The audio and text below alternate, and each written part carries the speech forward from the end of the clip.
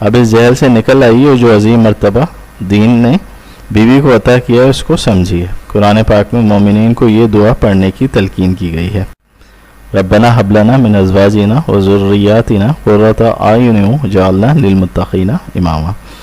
اے ہمارے رب، ہماری بیویوں اور اولاد سے آنکھوں کی ٹھنڈک عطا فرما اور ہمیں پرہیزگاروں کا سردار بنا۔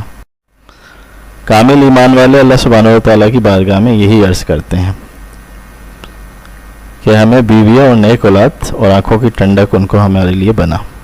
رسول اللہ صلی اللہ علیہ وآلہ وسلم کی اطاعت دیکھ کے ہماری آنکھیں ٹھنڈی اور دل خوش ہوں۔ رسول اکرم صلی اللہ علیہ وآلہ وسلم نے فرمایا، اللہ تعالیٰ سے ڈرنے کے بعد مومن کے لیے نیک بیوی سے بہتر کوئی چیز نہیں۔ اگر اسے حکم دیتا ہے تو اطاعت کرتی ہے، اور اگر اسے دیکھے تو خوش کر دے، اور اس پہ قسم کھا بیٹھے تو قسم سچی کر دے، اور کہیں چلا جائے تو اپنے نفس اور شوہر کے معاملے